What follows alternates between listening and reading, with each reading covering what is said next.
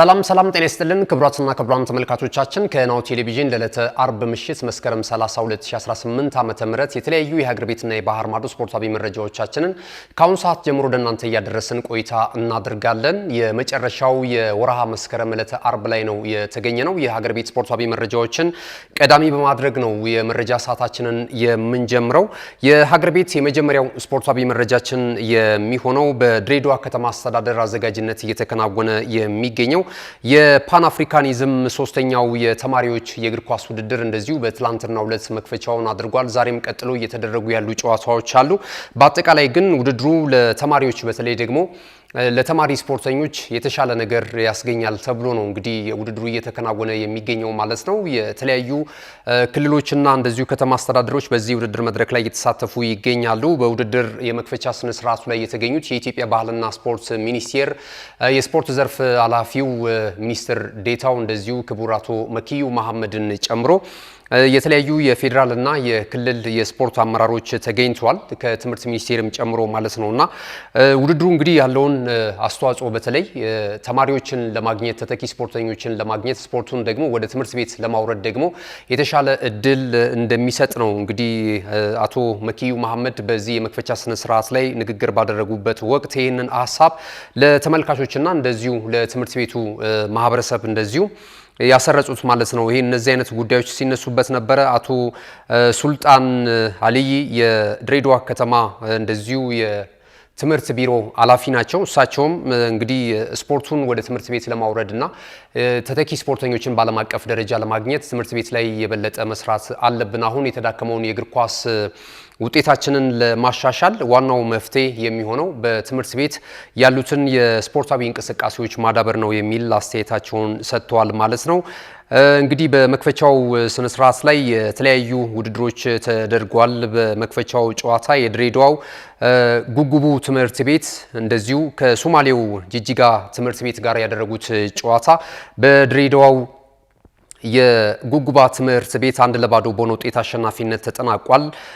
እንግዲህ በመክፈቻው ላይ የተለያዩ ስነ ስርዓቶች ነበሩ። ተማሪዎች ለታዳሚዎች ያቀረቧቸው እንደዚሁ ትርኢቶች ነበሩ። የሚቀጥሉትንም ቀናት በተማሪዎቹ የእግር ኳስ ውድድር እንደዚሁ ታጅቦ እንደሚቀጥል ተነግሯል። ተማሪ ለተማሪ የአብሮነታቸውን የበለጠ የሚያጠናክሩበት ስፖርት ዋነኛው መሳሪያ ስለሆነ በዚሁ ይቀጥላል ተብሎ ነው እንግዲህ በወቅቱ የነበሩ የስፖርቱ አመራሮች እንደዚሁ እምነታቸውን የገለጹት ማለት ነው። ከዚህ ጋር በተያያዘ እንግዲህ በቀጣይ ደግሞ የሚደረጉትን የተማሪዎቹን የእግር ኳስ ውድድር ውጤቶችንና ተያያዥ ጉዳዮችን እያነሳን ቆይታ የምናደርግ ነው የሚሆነው በቀጣይ መረጃችን ማለት ነው። ወደ ሌላ የሀገር ቤት ስፖርታዊ መረጃችን ስናልፍ ደግሞ እንደዚሁ ሁለተኛው የኢትዮጵያ ወጣቶች የኦሎምፒክ ጨዋታ ልክ የዛሬ ሳምንት ጅማሮን የሚያደርግ ነው የሚሆነው በአዲስ አበባ ስቴዲየም ነው። አዲስ አበባ ነች ይህንን ውድድር የምታዘጋጀው ማለት ነው። የኢትዮጵያ ኦሎምፒክ ኮሚቴ ይህንን ውድድር በበላይነት ይመራዋል። ሁሉም ክልሎችና ከተማ አስተዳደሮች እንግዲህ በውድድር መድረኩ ላይ በተለያዩ በ26 የስፖርት አይነቶች እንደዚህ ውድድራቸውን ያደርጋሉ ተብሏል። ተተኪ ስፖርተኞችን ለማግኘት በተለይ በዓለም አቀፍ የውድድር መድረክ ላይ ኦሎምፒክ ውድድሮች ላይ የሚደረጉ የስፖርት አይነቶች ሁሉ በዚህ ውድድር ላይ እንደዚሁ እንደሚከናወኑ ነው የተገለጸው። ጋዜጣዊ መግለጫ ተሰጥቷል። ከዚህ ቀደም እንደምናስታውሰው በዚህ ውድድር ላይ ለመሳተፍ እንግዲህ ክልሎችም ከተማ አስተዳደሮችም ስፖርተኞቻቸውን የምዘና የውድድር መድረክ እያከናወኑላቸው እንግዲህ ዝግጅታቸውን እያከናወኑ እንዳሉ መረጃዎች እየጠቆሙ ነው የሚገኙት ማለት ነው። እንግዲህ ዶክተር አሸበር ወልደ ጊዮርጊስ የኢትዮጵያ ኦሎምፒክ ኮሚቴ ፕሬዝዳንት እንደሆኑ ይታወቃሉ። በጋዜጣዊ መግለጫ ወቅት ስፖርተኞቹን የሚመጥን ሽልማት እንደዚሁ ስለመዘጋጀቱም ነው ሲገልጹ የነበሩት። የመጀመሪያው ዙር እንደምናስታውሰው በሐዋሳ ሲዳማ ክልል ብሔራዊ ክልላዊ መንግስት ሐዋሳ ከተማ ላይ መከናወኑ ይታወሳል። አሁን ደግሞ በተሻለ የሁለተኛው ዙር ውድድር በተሻለ ሁኔታ እንደሚከናወን ነው አዲስ አበባ ላይ የተገለጸው ማለት ነው። ጥቅምት 8 ጅማሮን ያደርጋል ተብሏል ይህ የውድድር መድረክ እንግዲህ በቀጣይ ደግሞ ክልሎችና ከተማ አስተዳደሮች በዚህ የውድድር መድረክ ላይ ለመሳተፍ እያደረጉትን ያሉትን ዝግጅት በተመለከተና የኢትዮጵያ ኦሎምፒክ ኮሚቴስ ምን አይነት ሁኔታ ላይ ይገኛል እነዚህን ውድድሮች እንግዲህ በበላይነት ለመምራት የሚለውን ነገር በተከታይነት ይዘን እንመጣለን። የዝግጅታቸውን በተመለከተ ማለት ነው። የሀገር ቤት ስፖርታዊ መረጃዎቻችንን እዚህ ላይ ገታ እናደርጋለን። በቀጣይ ወደ ባህር ማዶ ስፖርታዊ ጉዳዮቻችን ነው የምናመራው። ክቡራትና ክቡራን ተመልካቾቻችን አሁንም ናሁ ቴሌቪዥንን ምርጫችሁ አድርጋችሁ ናሁ ስፖርትን እየተከታተላችሁ ስላላችሁ እጅግ በጣም እናመሰግናለን። እንመለሳለን። ካሽጎ በየትኛውም ዓለም ሆነው በማንኛውም ሰዓት ለወገኑ የሚደርሱበት ፈጣን የገንዘብ መላኪያ ተከፈተሎ። ማስተርና ቪዛ ካርዶን በመጠቀም ከ5 እስከ 20 ዶላር የሚልኩበት አዲስ የገንዘብ መላኪያ መንገድ። ካሽጎን ለየት የሚያደርገው የትኛውም የገንዘብ ዝውውር በፍጥነት አገልግሎት ከመስጠቱም ባሻገር ለማንኛውም አገልግሎት ምንም አይነት ክፍያ አለመጠየቁ ነው።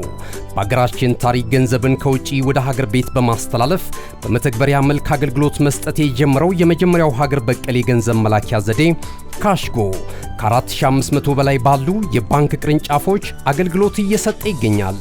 ገንዘቦን በሰኮንዶች ልዩነት ውስጥ ይፈልጉ በአካውንቶ ወይንም በእጆ ቆጥረው የሚወስዱበት ልዩ ዘዴ። በቅርቡ ሁሉንም ኢትዮጵያዊ ባለቤት ለማድረግ ጉዞ የጀመረው ካሽጎ ዛሬውኑ መተግበሪያውን በስልኮ ላይ በመጫን የአገልግሎቱ ተጠቃሚ ሆኑ።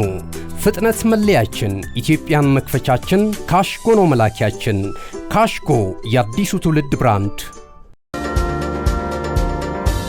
ተመልሰናል። ክቡራትና ክቡራን ተመልካቾቻችን ናሁ ቴሌቪዥንን እየተከታተላችሁ ስላላችሁ በድጋሚ እናመሰግናለን። ቀደም ሲል የሀገር ቤት ስፖርታዊ መረጃዎችን ወደ እናንተ አደርሰናል። ከዚህ ሰዓት ጀምረን ከባህር ማዶ የተለያዩ ምንጮች የተሰናዱትን መረጃዎች ወደ እናንተ እያደረስን ቆይታ እናደርጋለን። እንግዲህ ለወትሮ ዕለተ ዓርብ በአውሮፓ ያሉ አምስቱ ታላላቅ ሊጎች ላይ ትኩረት ያደረገ የጨዋታ መርሃ ግብርና ተያያዥ ጉዳዮችን እያነሳን ቆይታ የምናደርግበት የመረጃ ሰዓታችን ነበረ። አሁን ላይ ግን የሀገራት ጨዋታዎች ናቸው እየተከናወኑ የሚገኙት። በዚህ ሳምንት እንግዲህ ቅዳሜና እሁድ የሊግ ጨዋታ አይኖሩም። ቀጣይ ሳምንት ነው የሚመለሱትና አሁን ያሉትን መረጃዎች ግን በተለይ ብሔራዊ ቡድን የሀገራችን ጨዋታዎች በተመለከተ መረጃዎችን ወደ እናንተ እናደርሳለን። የአፍሪካ ሀገራት ብሔራዊ ቡድኖች እንደዚሁ ጨዋታቸውን እያከናወኑ ይገኛሉ። በ2026 ሜክሲኮ፣ ካናዳና አሜሪካ በጣምራ በሚያሰናዱት የዓለም እግር ኳስ ዋንጫ የውድድር መድረክ ላይ ለመሳተፍ ማለት ነው። የአፍሪካ ኮታ ጨምሯል። እንግዲህ ዘንድሮ እንደምናስታውሰው ወይም የእግር ኳሱ ቤተሰብ እንደሚያውቀው ፊፋ በአጠቃላይ የዓለም ዋንጫ ተሳታፊን ብዛት ወደ 48 ከፍ ማድረጉ ይታወሳል። በዛው ልክ የአፍሪካም ኮታ የተሳትፎ ኮታ እንደዚሁ ጨምሯል ማለት ነውና በዚህ መሰረት ወደ 10 ከፍ ብሏልና በቀላሉ ወደ ዓለም ዋንጫ ለመግባት እንግዲህ የአፍሪካ ሀገራት ብሔራዊ ቡድኖች ከባድ ተጋድሎ በማድረግ ላይ ነው የሚገኙት ማለት ነው። እስካሁን ድረስ 4 ሀገራቶች ወደ ዓለም እግር ኳስ ዋንጫ የውድድር መድረክ ማለፋቸውን ቀደም ሲል ስንነግራችሁ ነበር። እስካሁን በጥቅሉ ደግሞ በዓለም ላይ ያሉ የሁሉንም አህጉራት ብንመለከት አዘጋጆቹን ሶስቱን ካናዳ፣ ሜክሲኮና አሜሪካንን ጨምሮ 20 ሀገራቶች ወደ ዓለም እግር ኳስ ዋንጫ የውድድር መድረክ የሚያሳልፋቸውን ትኬት ቆርጠው ነው የሚገኙትና ቀጣይ ወደ 28 ሀገራቶች ገና ይቀራሉ። እነማን ይሆናሉ የሚሉት እንግዲህ በሚቀሩት በተለይ የአውሮፓ ሀገራት የምድብ ጨዋታዎችም እንደዚሁ ይቀራሉ ማለት ነው። ከአራቱ በተጨማሪ እንግዲህ ሌሎች 6 የአፍሪካ ሀገራት ብሔራዊ ቡድኖች ይቀራሉ። ይህንን ኮታ ለማሟላት ዛሬም የሚደረጉ ጨዋታዎች አሉ። የምድብ 9ኛ ጨዋታዎች ቀጥለው የሚከናወኑ ይሆናሉ። በዚህም መሰረት ሩዋንዳ ከቤኒን፣ ሌሴቶ ከናይጄሪያ እንደዚሁ ዚምባብዌ ደግሞ ከሳውዝ አፍሪካ ጋር የሚያደርጉት ጨዋታ ትልቅ ትኩረትን አግኝቷል። በሌላ በኩልም የሚደረጉ ጨዋታዎች አሉ ምሽት ላይ ማለት ነው። ወደ አውሮፓ መረጃችን ስናመራ ደግሞ የአውሮፓ ሀገራት የዓለም እግር ኳስ ዋንጫ የውድድር መድረክ የማጣሪያ ጨዋታቸውንም እንደዚሁ በማከናወን ላይ ነው የሚገኙት። አንዳንዶቹ 2 ጨዋታዎችን አድርገዋል። ሌሎቹ ደግሞ በኔሽንስ ሊግ እንደዚሁ ምድባቸውን የሚመሩ ሀገራቶችንም እየተመለከትን ነው የምንገኘው ማለት ነው። ዛሬ የሚደረጉትን ጨዋታዎች ስንመለከት ካዛኪስታን ከሌችስታይን የሚያደርጉት ጨዋታ በጊዜ የሚደረግ መርሃ ግብር ነው። ሌላው ቤልጂየም እንደዚሁ ከኖርዝ ሜቄዶኒያ ጋር ጨዋታውን የምታከናውን ይሆናል። አይስላንድ ከዩክሬን፣ ፍራንስ እንደዚሁ ከአዘርባይጃን፣ ጀርመኒ ከሉክሰምበርግ፣ ስዊድን ከስዊዘርላንድ የሚያደርጉትም ጨዋታ ይጠበቃል በዓለም ዋንጫ ማጣሪያ ማለት ነው። ምድቡን ስንመለከት እንግዲህ ምድብ 4 ላይ ፍራንስ ያደረገቻቸውን 2 ጨዋታዎችን በአሸናፊነት በመወጣት በ6 ነጥብ በቀዳሚነት እየመራች ትገኛለች። የዛሬውን ጨዋታ ካሸነፈች ደግሞ ምድቧን የበለጠ አጠናክራ የምትቀጥልበት ውጤት ሆኖ ይመዘገብላታል ማለት ነው። ሌላ አይስላንድ እንደዚሁ በተመሳሳይ በ3 ነጥብ ሁለተኛ ደረጃ ላይ ተቀምጣለች። ዩክሬን እና አዘርባይጃን ተከታዩን ደረጃ ይዘዋል ምድብ 4 ላይ። ምድብ 1ን ስንመለከት ስሎቫኪያ እንደዚሁ በ6 ነጥብ በቀዳሚነት ምድቧን ስትመራ፣ አየርላንድ እና ጀርመኒ 3 ነጥብ ይዘዋል አንዳንዱን ጨዋታ ስለተሸነፉ ማለት ነው። ሉክሰምበርግ የምድቡ ግርጌ ላይ ተቀምጣለች በ0 ነጥብ ማለት ነው። እነዚህን እየተመለከትን ነው የምንገኘው። አጫጭር ስፖርታዊ መረጃዎችን ወደ እናንተ እናደርሳለን በተከታይነት ማለት ነው። የተወዳጁ የእንግሊዝ ፕሪሚየር ሊግ የወሩ ምርጥ ተጫዋች እንደዚሁ ተመርጧል። በፕሪሚየር ሊጉ ላይ የወርሃ መስከረም ተጫዋችና አሰልጣኝ ይፋ ተደርጓል። የአሰልጣኙን እናስቀድም።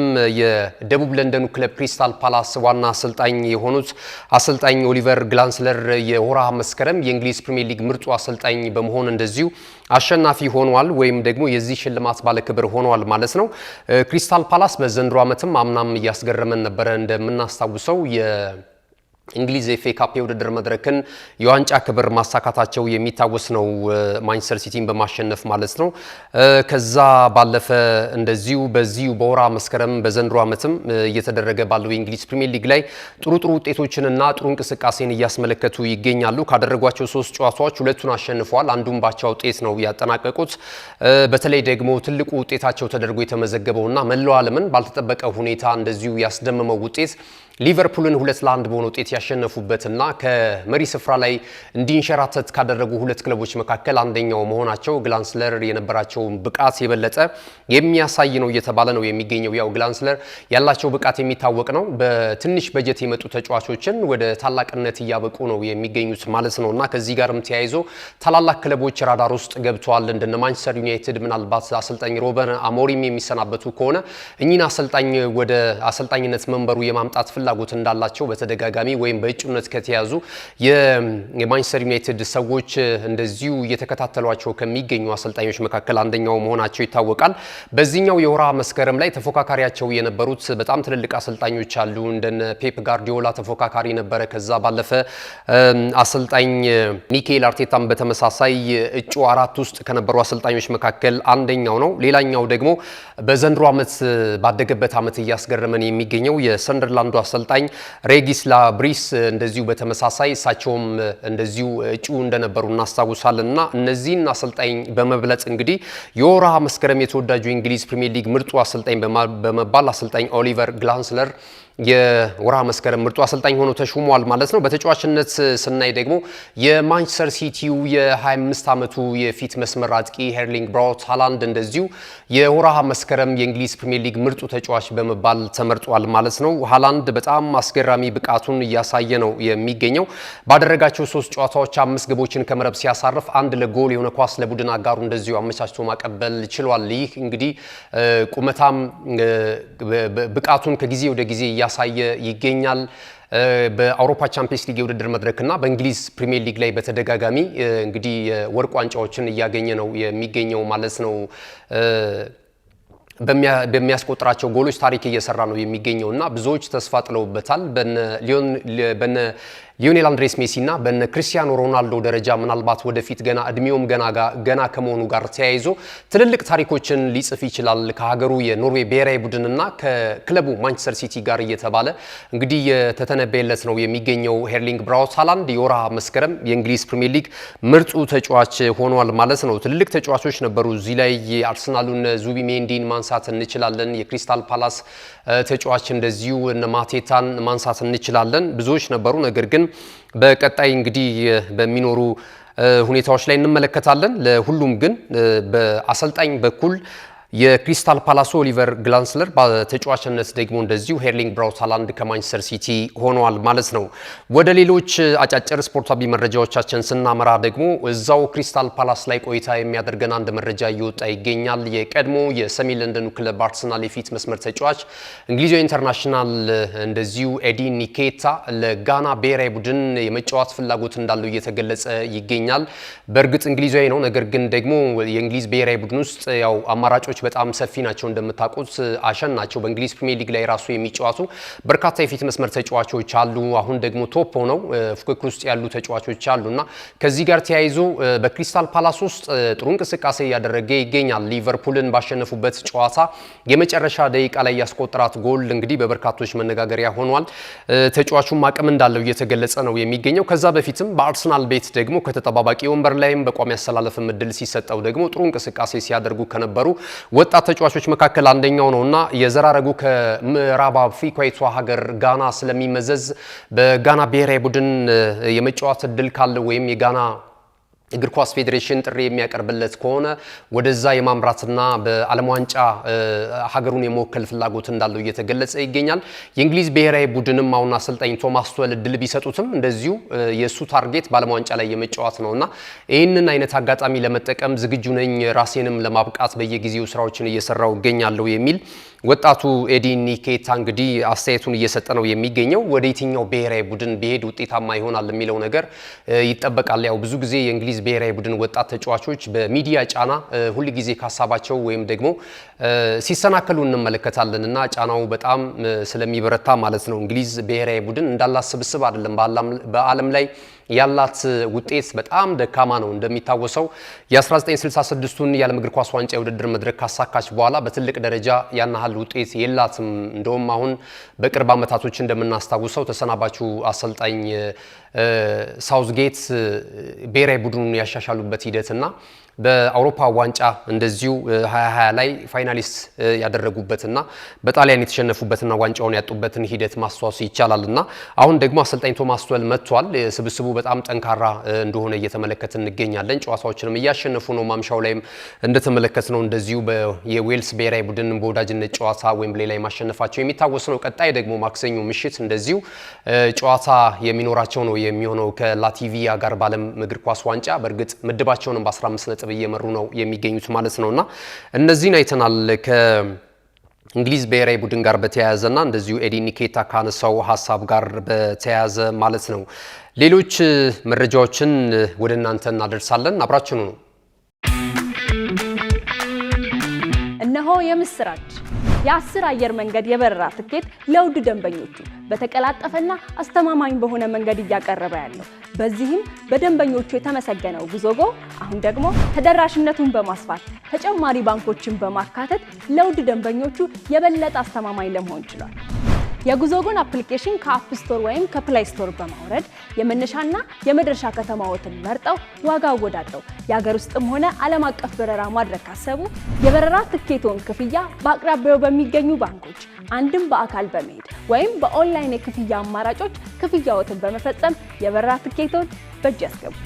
ከዚህም በተጨማሪ እንደ ሁል ጊዜው ወደ ጉዞጎ የጥሪ ማዕከላችን 7473 በመደወል ከሙሉ የበረራ መረጃ ጋር የ24 ሰዓት የትኬት አገልግሎት ማግኘት እንደሚችሉ ስናበስሮ በታላቅ ደስታ ነው። ለበረራዎ ጉዞጎ።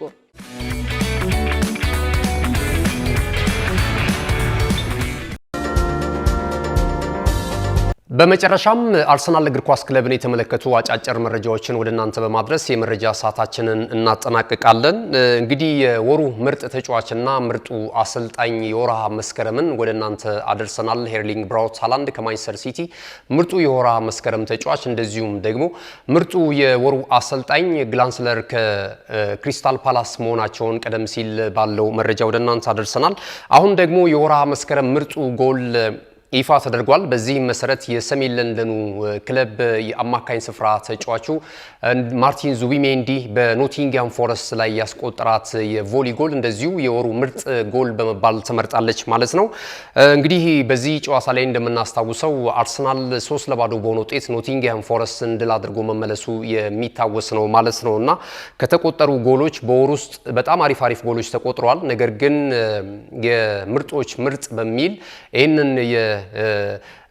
የዙቢሜንዲን ጎል እንግዲህ በመጀመሪያነት በቀዳሚነት ቀምጣ ተሸላሚ ሆናለች ማለት ነውና ይህንን አይተናል። ሌላኛው የአርሰናል መረጃ የሚሆነው ማርቲን ኦዲጋርድ ጉዳት ላይ ነው የሚገኘው። የጉልበት ጉዳት ገጥሞታልና ለምን ያህል ጊዜ ከሜዳ ሊርቅ ይችላል የሚለው ነገር የስፖርት ቤተሰቡን ጥያቄ የፈጠረ ሁኔታ ነው እንግዲህ እያገኘን የምንገኘው ማለት ነው። ይህ ተጫዋች በተደጋጋሚ በዘንድሮ ዓመት በተለይ ተደጋጋሚ ጉዳቶችን እያስተናገደ ከሜዳ እየራቀ ነው የሚገኘው። በእርግጥ አሁን አርሰናሎች የስኳድ ዴብዛቸው በጣም ጥልቅ ስለሆነ የተለያዩ አማራጮች አላቸው በተለያየ ዲፓርትመንት ላይ። መሀል ላይም ስንመለከት ያው እሱ ሲኖር ግን የጨዋታው ቴምፖ በጣም ፈጠን ይላል። በዛ ላይ የግብ የማግባት አማራጮችን በደንብ ያሰፋላቸዋል። በቴክኒኩ በጣም የላቀ ተጫዋች ስለሆነ ማለት ነውና ለአርሰናል ደጋፊዎች የዚህ ተጫዋች በጉዳት ምክንያት ከሜዳ መራቅ የሚዋጥላቸው አይደለም። ተተኪ እንኳን ቢኖር የሱን አይነት ተጫዋች ያናህል የልባቸውን የሚያደርስላቸው ተጫዋች አለ ብለው አያምኑም እና ከዚህ ጋር ተያይዞ ሁልጊዜም ማርቲን ኦዲጋርድ በጉዳት ምክንያት ከሜዳ ሲወጣ በጣም ሲያዝኑ እንመለከታለን። በስቴዲየምም ያሉ ከስቴዲየም ውጪም በኤሌክትሮኒክስ እንደዚሁም ደግሞ በተለያዩ አማራጮች የአርሰናልን ጨዋታ የሚከታተሉ የአርሰናል ደጋፊዎች ማለት ነውና ከዚህ ጋር ተያይዞ አሁንም ድረስ የአርሰናል እግር ኳስ ክለብ የሕክምና ዲፓርትመንት ወይም ደግሞ የሕክምና ቡድን አባላቶች ይፋ ያደረጉት መረጃ የለም ከዚህ እስከዚህ የሚል ማለት ነው። ነገር ግን የተጫዋቹ የገጠመው ጉዳት ግን ዘለግላሉ ሳምንታቶች እንደሚያርቅ ነበር ሲገለጽ የነበረው። አሁንም በተደጋጋሚ የኖርዌይ ብሔራዊ ቡድን የሕክምና ቡድን ኃላፊ የቀድሞ ማለት ነው ዶክተር ኤንጋብሪስ የተባሉ ግለሰብ የተጫዋቹን የጉዳት መጠን ለምን ያህል ጊዜ እንደሚያርቀው እንደዚሁ ካላቸው ተሞክሮ በመነሳት ግምታቸውን አስቀምጧል። እስከ 2 ወር ድረስ ምናልባት ከሜዳ የሚርቅበት ሁኔታ ሊፈጠር ይችላል የሚለውን ነገር አስበዋል። ተጫዋቹ ትልቅ ጉጉት አለው ወደ ሜዳ ተመልሶ ለኖርዌይ ብሔራዊ ቡድንም እንደዚሁ ደግሞ ለአርሰናል ለክለቡም ለመጫወት ፍላጎት አለው። ነገር ግን ደግሞ የሚገጥሙት ተደጋጋሚ ጉዳቶች ያው በጨዋታ መደራረብ የሚመጣ አይነት መሆኑን እንደዚሁ ገልጿል ማለት ነውና እንግዲህ በቀጣይ ምናልባት አርሰናል እዚህ ቦታ ላይ ያሉት ተጫዋቾች የሱን አይነት ክሬቲቪቲ ያመጣሉ አያመጡም የሚለው ነገር እንግዲህ ሜዳ ላይ የሚተገበርና በተግባር የሚታይ ቢሆንም የማርቲን ኦዲጋርድ መራቅ ግን ለአርሰናል በተለይ ደግሞ ለአሰልጣኝ ሚካኤል አርቴታ ምናልባት ፈተና ሊሆንበት ይችላል ተብሏል። በአንጻራዊነት ግን ከፊት ለፊታቸው ያሉ ጨዋታዎች ከተመለከትናቸው ሁሉም ጨዋታዎች በእርግጥ ማን እንደሚያሸንፋቸው አይታወቅም። ነገር ግን በአንጻራዊነት ካየነው በፕሪሚየር ሊጉም የተሻለ ውጤት ሊሰበስብባቸው የሚችሉ ጨዋታዎች ናቸው ያሉት። ፉልሃምን ለምሳሌ ከሀገራት ጨዋታዎች መልስ የሚገጥም ይሆናል። ከዛ በኋላ ክሪስታል ፓላስ አለ፣ አትሌቲኮ ማድሪድም እንደዚሁ ከዛ በፊት በአውሮፓ ቻምፒየንስ ሊግ የውድድር መድረክ ያስተናግዳሉ። እንደዚህ አይነት ጨዋታዎች አለባቸው። ቶተንሃም ሆትስፐርስም እንደዚሁ አላቸውና ከዚህ ጋር ተያይዞ እንግዲህ በቀጣይ እንመለከታለን። በእርግጥ ጉዳት ላይ የሚገኙ ተጫዋቾች አሁን ብቅ እያሉና ልምምድ እየጀመሩ ነው የሚገኙት። የማገገሚያ ስራዎችንም እየሰሩ እንደሚገኙ እየተገለጸ ነው የሚገኘው ማለት ነው። ከአርሰናል አካባቢ የሚወጡ መረጃዎች እነዚህንም ተጫዋቾች በአማራጭነት ሊጠቀሟቸው ይችላሉ ተብለው መረጃዎች እየወጡ ይገኛሉ። ክቡራትና ክቡራን ተመልካቾቻችን ስለተከታተላችሁን በጣም እናመሰግናለን። ለዛሬ ዕለተ አርብ ምሽት መስከረም 30 2018 ዓ.ም ወደ እናንተ ያደረስናቸው መረጃዎቻችን ይሄንን ይመስሉ ነበረ። መረጃዎችን ወደ እናንተ በማድረስ ገዛኸኝ ዱላ የካሜራ ባለሙያችን ቢቂላ ተስፋይና ጋሻው ዳኛው ከኛ ጋር ቆይታ አድርጓል። ተወዳጅ የናሁ ቴሌቪዥን ፕሮግራሞች በቀጣይነት ወደ እናንተ የሚደርሱ ይሆናል። ዩቲዩብ ቻናላችን ላይክ፣ ሼር፣ ሰብስክራይብ በማድረግ ቤተሰብ እንድትሆኑ በድጋሚ እንጋብዛችኋለን። ከ392,000 በላይ ተከታዮች አሉት። ከሀገር ቤት እስከ ባህር ማዶ ድረስ ወቅታዊና አዳዲስ የመዝናኛ ዜናዎችን እንደዚሁም ደግሞ የተለያዩ ፕሮግራሞችን የምታገኙበት ቻናላችንን ነው። ስለዚህ አብራችሁንም ስላላችሁ እናመሰግናለን። እንደዚሁም ሰብስክራይብ ያላደረጋችሁ ደግሞ ቤተሰቦች ሰብስክራይብ እንድታደርጉም እንጋብዛችኋለን። መልካም ጊዜ ይሁንላችሁ።